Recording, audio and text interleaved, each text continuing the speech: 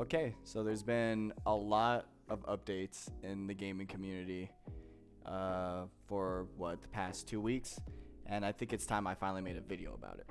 And basically, every company has said something.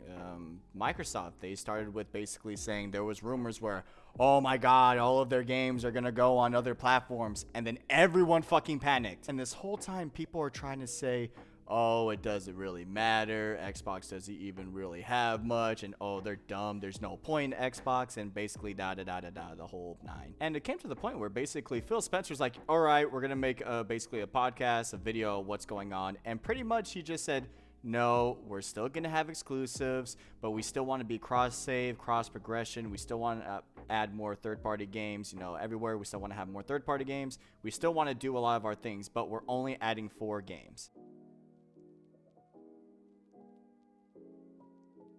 And personally, my opinion, a lot of people are also saying it on Twitter, and I'm actually glad a lot of people are thinking that way. I wouldn't be surprised in the future if this, is actually pretty successful, that Xbox shares even more of their games, basically to the point where it's everything. Because Xbox wants to head into that direction where they have a lot more third-party games. That way they make more money, which is a very smart business move because everybody wins. Xbox will win for getting more money. Sony and the other platforms will get more money from having those games, and the community will win. That way everyone has them.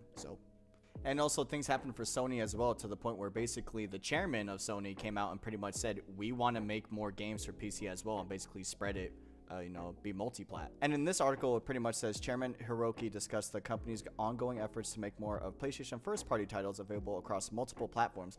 As highlighted by Eurogamer, the CEO said, in the past, as you all know, we wanted to popularize our console, and the first-party title's main purpose was to make the console popular. The chairman continues, it is true, but there is a synergy to it. So if you have strong first-party content, not only with our console, but also other platforms like computers, a first-party can be grown with multi-platform, and that can help operating profit to improve. So that is another one we want to proactively work on. He also goes on to say, I personally think there are opportunities out there for improvements of margins, so I would like to go aggressive in improving our margin performance. Since the PS5's release in 2020, we've seen several of our exclusive title heads pretty much go to PC, like Horizon, God of War, Last of Us Part 1, Returnal, Spider-Man, and more. And then he goes on to say, pretty much revealed that the PS5 won't get new major existing franchise titles before April 2025. Pretty much with all that being said, he can see what's happening in the writing on the wall, and pretty much that their exclusives don't necessarily really sell them as much as people like to say it does. And basically being multi-plat is pretty much the way to go, and having your games in other places will increase your revenue, and basically you'll have more money to make better games like this. And plus, then everyone wins. You'll win, the other companies will win, and also the community will win because we'll get a chance to play your games now. And you want more proof pretty much? Check this out. And so basically what you're looking at right here is pretty much it's a website called Statista, and what it says is best-selling PlayStation games in the United States in 2023 by dollar sales. So pretty much kind of what the title is saying, this is the list and the rankings of what happened. Out of all of these, of the lists you see, only one exclusive for first-party exclusive went top 5 and top 10 for Sony, and that was Marvel Spider-Man. And you can make the argument the only reason why that's there in the first place is because it's a fan favorite hero in Spider-Man. If that was any other of their exclusives, let's be honest with themselves, they're not going to be there. Because if that was the case, why is Final Fantasy 11th and why is Ragnarok 13th? And Ragnarok, again, came out in 2022.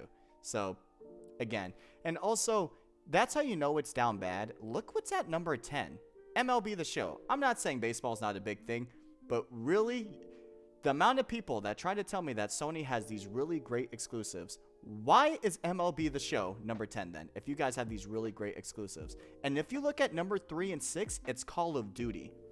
This goes back to the other statistic that I was also talking about with Call of Duty and PlayStation, and pretty much people buy PlayStation because of the status. Kind of like Apple.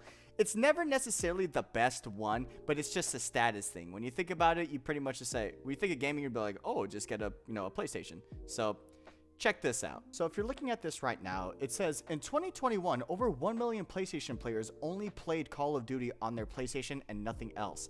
6 million PlayStation gamers spent 70% of their time only playing Call of Duty. Not only that, Even in this article, it says all that game time adds up to some significant spending. The Verge notes that Call of Duty represented $800 million in PlayStation revenue in the United States alone, totaling around $1.5 billion worldwide. That's before we count for in-game purchases, which PlayStation chief Jim Ryan said amounts to $15.9 billion per year.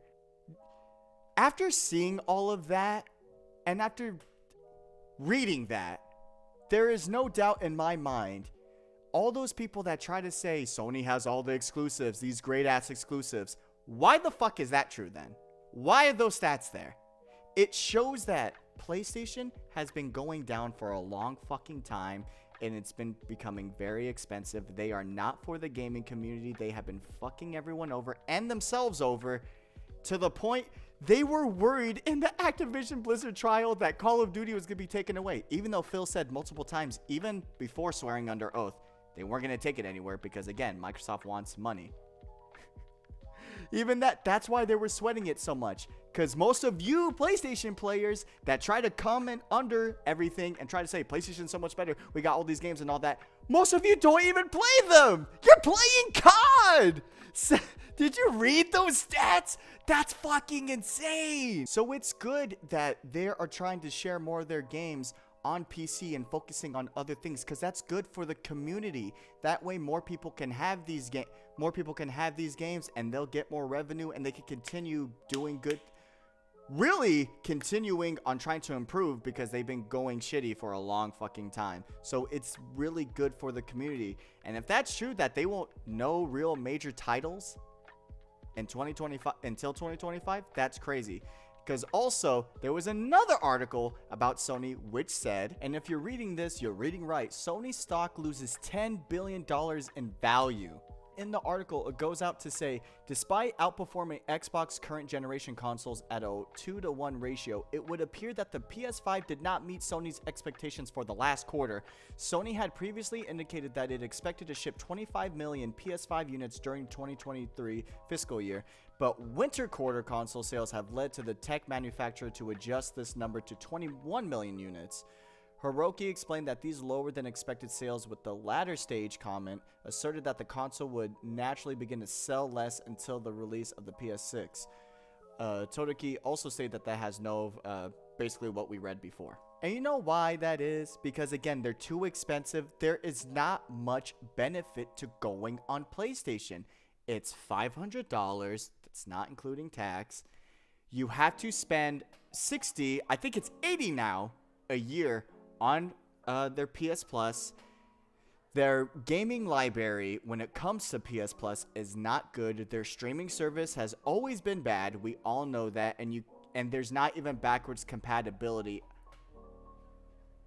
Let me correct myself. You can play your PS4 games, but you can't play your PS3, 2, or 1 games. That's what I mean by backwards compatibility. You can't play those games. And also with all these games coming out that are fucking $70 and they don't pan out, I automatically have to give Sony $70, and that's why they're also having a lawsuit as well with their fucking, their digital store, because they have been, monopolizing those fucking prices to pretty much where they can just skyrocket them as much as you want, and you can't get any digital codes from them anywhere fucking else. You can't. And so literally they have been doing a whole bunch of scummy shit this whole fucking time. Not only that, with how expensive they are, why wouldn't you go somewhere else like Nintendo, PC, or even Xbox? If you bought an Xbox right now, which is Game Pass and all of that, you could literally only spend like $360. You would. Say if you bought that the Xbox with the 1 terabyte one, the black one, it would be what, like $350?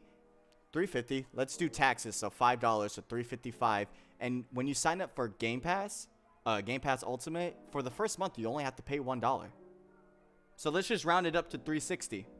It already comes with the controller and everything. They have Discord and all of that. Now you get Game Pass and all that shit, and literally you would save money. They're for the consumer. And then not only that, you could also play all your old Xbox games from Xbox One to Xbox 360 to the very first Xbox, unlike Sony.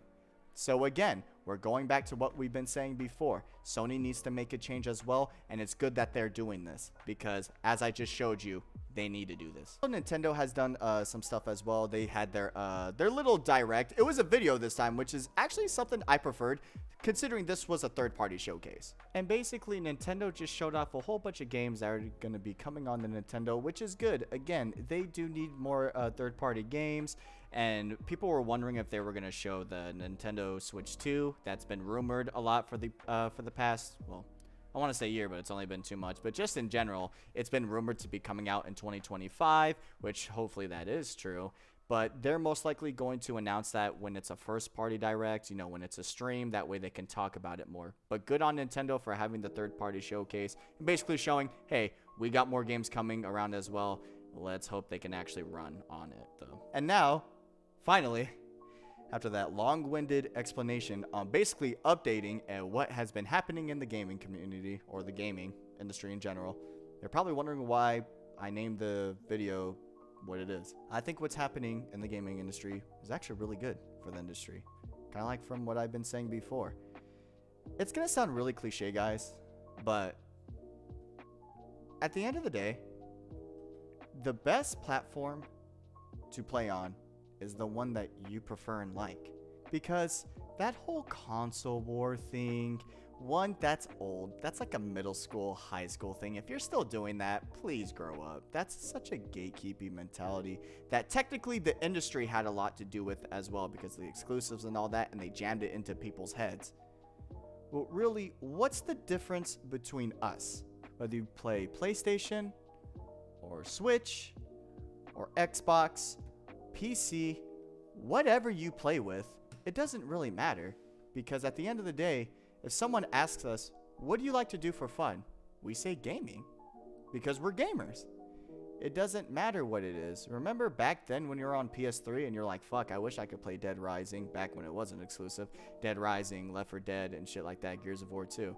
And then if you're on Xbox, you're like, damn, I want to play Uncharted, God of War 3, and all that, because you wanted to play those games. It wasn't a matter of, oh man, we're better. No, you just wanted to play, and then you would just talk about each other's games. And then of course there was those people that doing the console war thing, but again, it was usually, hey, why can't we just come together and talk about games? All in all, that's why I'm saying this is good for the industry, because obviously things aren't working for Sony. While things are working more for Xbox, you know, they clearly want to make more money. And especially with Nintendo, they need to release, you know, the Switch 2. They need to do a whole bunch of other things. And having third-party games that can run on their system is better for them. And again, with Sony, and again with Xbox. Sharing more is actually really good for the community. And to the point, I was actually pretty surprised on Twitter, Reddit, and all that. A lot of people seem to agree, which is good. And you know who's been leading this? Xbox. And that is what's been great about them. They don't believe in this exclusive shit anymore, because it doesn't work much anymore. As I just showed you in statistics for Sony, most of their profit comes from Call of Duty, third-party games, which I'm not even dissing it for. I'm dissing the guys and the girls that try to tell me Sony, oh my god, they have so many games. Well, most of their first-party exclusives are mid and okay at best, and the proof is in those stats. Most of them don't even play those games anyway. They play Call of Duty, which is fine. Go ahead. So my point is, this is really good for the community. I hope they start doing this more. Keep your exclusives, go ahead. And also, they all make money, they all win, and then we win because we get the games, and we won't really have to move systems as much. Because even if it comes to someone like me, I own all platforms because I like gaming, and I like experiencing all the consoles, because they all have pros and cons. But again, like I'm saying, I am a gamer and I like games. But I know a lot of people can't afford that and can't do that and are indecisive, which is fine. Why not have all those games come to that platform, and they could stay on the platform they prefer, and then all the companies win, and then that person wins because they got the game anyway? Doesn't that sound cool? Everyone really wins. But I know a lot of people aren't going to share this opinion, and you know what? That's okay. But just know, the gaming industry is moving in a far different direction, and it's not the direction of the gatekeepy, first-party exclusive type thing. We're obviously moving into a direction where we want more third parties, and we're going to get more third parties. And Xbox, thank you for always usually pretty much we got to give Xbox credit for usually taking that first step. It came even from the Game Pass thing. Everyone is trying to replicate that now. And for some reason, no one's still able to. Even Ubisoft recently did their like little Game Pass thing with day one, their day ones come out and you could play them. That was pretty much like, okay, how can we do it like Xbox?